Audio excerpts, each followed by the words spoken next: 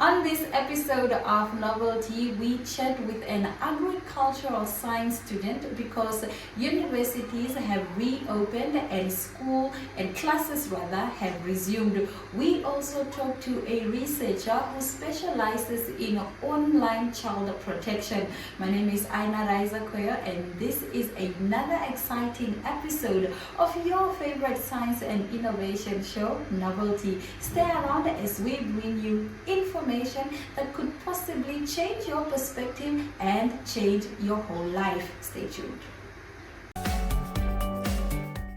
My name is Bonifacius Manjoro and I'm currently studying at the Namibia University of Science and Technology, and I'm currently studying science. What type of science are you studying and why did you choose that particular science? I'm studying Bachelor of Science in Agriculture, of course. I was inspired by my fellow teacher that kept in motivating me ever since I was in school to study more about new ways of how to make production and how our country is facing through the Vision 2030, our country is going to face into a agricultural industry, and that's why I decided to major in this. Okay. As a young scientist, what type of research do you do to make sure you're up to date with the developments in your field? So what I do is I regularly read scientific journals all over social media and in newspapers, and I also collaborate with fellow scientists, attend conferences like the ones that I went to our school, the science fair. So we taught more about science and the importance of science and what it can, what impact it has on the world, in our society, in our well-being. Okay.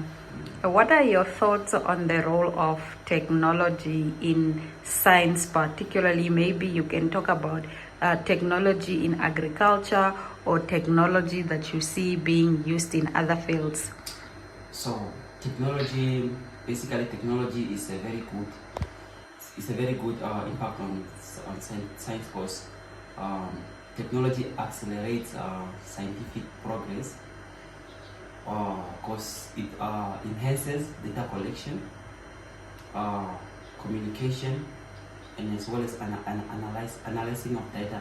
Because technology it allows people to, it prevents people to do repetitive work like in agriculture. There are what you call smart robots that are introduced, and they do the same work that people do with their human power. So it just reduces labor. And there are also what we call, there are also drones, those drones that a farmer can send in the field to go record the health status of the crops and everything, and many more. Okay. What impact do you hope your work will have on the world? So I aim that my work will address all the pressing issues, and it should also try to have a positive impact on the world and the knowledge of the well-being of the people. It should try to find solutions of how to solve problems like drought, and coming up with new ways of smart farming and yeah. What are some of the pressing issues that you are talking about in agriculture? What do you do in those days? The pressing issues, they are like, it includes ideas that science has all the answers. Because people believe that only science got all the answers to everything, and they are absolute. But while not, because science is more of like doing a science experiment and then finding out what it is more about. It's not only about talking, and it's more about going into things and experimenting and exploring. So it's more about exploring and finding out the real truth behind it. Okay. What are the most common misconceptions about science? What are those things that people say about science that are absolutely not true? As I said earlier, is that the most misconception people say about science is that they believe science has all the answers to everything, while it's not actually like that. Because, as I said, science is more on exploring. So if it's not exploring, then I don't see the real issue here. Okay. What motivates you to continue learning and making discoveries in science? What motivates me is the curiosity to uncover new knowledge and finding a potential meaningful impact out of it, and also trying to learn about how living and non-living things, and their ecosystem, and their interactions with one another, and how they are originated, and their origin, and mostly their that's all I have to say about it. Okay. What do you think are the most important environmental consideration for scientists to keep in mind? So the most environmental consideration for scientists are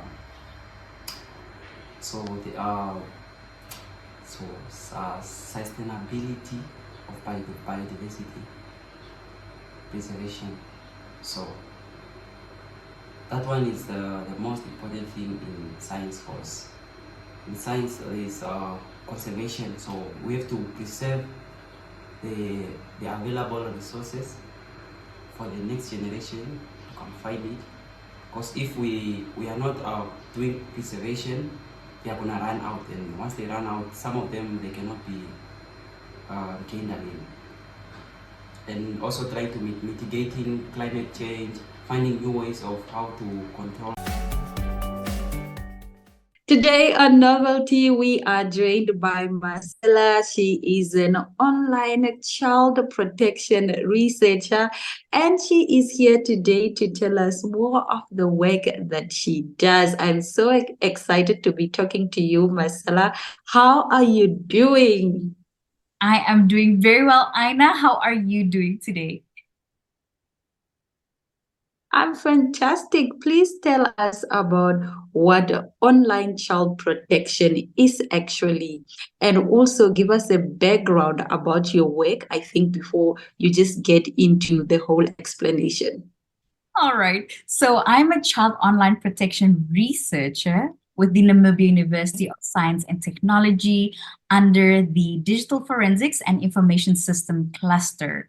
So what we do is our work, which is mostly our thesis, is based around child online protection and other cybersecurity things that's out there. So when I explain child online protection, I always give this analogy of we are driving a Ferrari and we are allowing our kids to drive in this Ferrari without a license and at 120 kilometers per hour and even faster. So that is what the internet is like.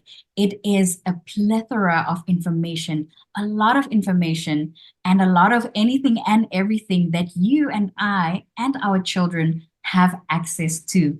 And without protection, this means that we're all on the same playing field, accessing the internet together and at once, access to information that is the same. Okay, you mentioned that you are a researcher, and so then as academics, there are always new findings, new revelations on particular topics. Tell us about the recent findings when it comes to child online protection. So the hot topic at this moment is definitely artificial intelligence.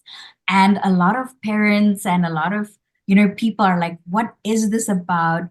What can it do? Is it watching us? Is it listening to us? So that is the latest finding. And when it comes to the latest findings of technology, we also ask the question of, is it safe for our children? So when it comes to AI and the work that I'm doing right now, is that how can we implement AI into the technology that we're busy working with? Like for me, it is child online protection. So how can we implement machine learning and all of that into child online protection? So even the other day when we were doing a workshop, it is asking the parents and other researchers to say, how would you like to see AI being implemented into applications that is for child online protection? So to answer your question is the latest finding is, what is the hot topic? AI. How do we implement that into the work that we are doing? Okay. And then speaking of AI, what other technologies do you use particularly to detect online child abuse? Are there any softwares, maybe? Are there any guidelines, ethical guidelines within these apps that our children are using that maybe can help them become more safer online? All right. So right now, with organizations such as Lifeline Childline and the Internet Watch Foundation, what they have in terms of a technology is you are able to report suspicious links and suspicious images onto that reporting portal. And what it does is, on the other side, there are people who are working very, very hard to take such images and links down from the internet so that our children are not exposed to those kind of abuse material. So that's one. And then another one is, of course, when it comes to applications, mom and dads can also install different types of applications on their phones, on their children's phone, such as Bark. So Bark is an application that parents have a lot of access to a lot of information about online safety. And then, of course, even your everyday apps that we use, such as social media, Instagram, TikTok, they have certain settings that are made for children. So, for example, with Instagram, as a parent, you can link your child's account to yours, not particularly to monitor them in terms of what are they sending to their friends, what messages are being sent, but mostly on who are they talking to? Is it a child, another Yeah. kid that they're talking to, or is it an adult male, an adult female? Do we know this person? Is it an online stranger that we're talking to? So we're able to monitor in that way. And then another thing with technologies online to detect a child online. For example, with TikTok, there are different filters as to what your children can see. And then, of course, with Snapchat too, there are different features that you can add on there, such as the ghost mode, to not reveal the locations that you are at. At times, it's so nice to say, hey, I'm at this place. What we don't think is Yeah. I'm sending you, Aina, my friend, that, oh, I'm at this particular restaurant. Look at me. I'm so cool. But then there's also a stranger who could be your stalker who is watching your every move. So these are the things that we must be mindful of. Especially in the DMs. So the DMs are very dangerous, and everyone, we live in a world where there are pedophiles. You don't know who could really be talking to your child. All right. How then does one become an online protection, a child protection, an online child protection advocate? Excuse me. Is there any training that people should attend? Or is it just hard work? Is it just passion that one needs? Mine started as a passion that's, Yeah. I don't have kids yet. I'm not a parent yet, but I'm definitely an aunt to many children from the ages. The youngest is 5, the oldest is 19. Like it Yeah. started with that passion of I'm babysitting them and I see all of them have gadgets, but nobody is doing anything. So I made it my life's mission to say that I want to be in child online protection, I want my thesis to be based around child online protection so that I can protect Mm, my children. So, for mm. example, if you are in an industry where you feel you could contribute to child online protection, by all means, please let's speak for the children who can't speak for themselves when it comes to, abuse online and other dangers online. Okay, you spoke about your children. How then can we protect our children from online child abuse? Should we just say to them, listen, we are limiting your gadget time, no phones after 8. You're not allowed to, text anyone or respond to anyone. Should we take away their phones? Should we sort of monitor what they watch? Maybe we should implement watch time for them. How can we protect our children from online abuse? Okay, so I'm going to give a practical example of my niece. They're 8 and 10 years old, and they love TikTok. So the other day, we Yeah. spoke to them and we say, hey, could we please have your gadgets to implement such filters on your TikTok so that you don't see things that you don't need to, and to also make Yeah. your account private so that we know who you're talking to. So, for example, if Mm, add your cousin, that's okay. What's not okay is if you add a stranger on there. So that is one way, is to talk to them transparently, to say there are certain things online that's super dangerous. There are people who will be wanting to talk to you and you don't know who they are. And mm, sometimes they can be mean, and sometimes and that is called cyberbullying. So yeah. please be transparent with us. And you know what's lovely is they actually came to us and say, hey, this video looks a little bit weird. Can I continue watching? And we said, okay, no, what are you watching this? Absolutely not. It's absolutely not. But that is what we love, is that because we talk to them openly and they understand, and they're so clever that they don't hide things from us, but instead they spoke to us about it. And then the other day, I also had an awareness campaign for a group of young girls in Kenya. And one of them came out and say, look, auntie, you know what happened? I was being bullied online because my avatar looks weird. What do I do? And I said, did you talk to your mom? Did you tell her about what's going on? No, I'm scared to talk to them because they will just take the things away. And the very next Mm, week, we actually had a seminar for the parents, which I brought up and said, look, this is what the kids are experiencing. So at least they are open and they spoke to us about it, instead of them yeah. sitting alone with this mental health issue that somebody said, their avatar looks weird. So now what we did was we bridged that gap of communication to say, hey, kids, don't be afraid to tell mom and dad about what's happening. And mom and dad, please be open to listen and be transparent. At the end of the day, they Mm. said, we want our mom and dad to be on TikTok with us so that they can do TikTok dances with us so that we can get lots of likes. So that's Yeah. what we want. At the end of the day, they just want to communicate with their mom and dads. They just want to, be together online and offline to share these kinds of experiences. And that is really cute. I enjoy those kind of videos with parents and their children. Oh, it gives me mommy fever. But nonetheless, moving over, Marcella, explain to us ways in which children can be safe online.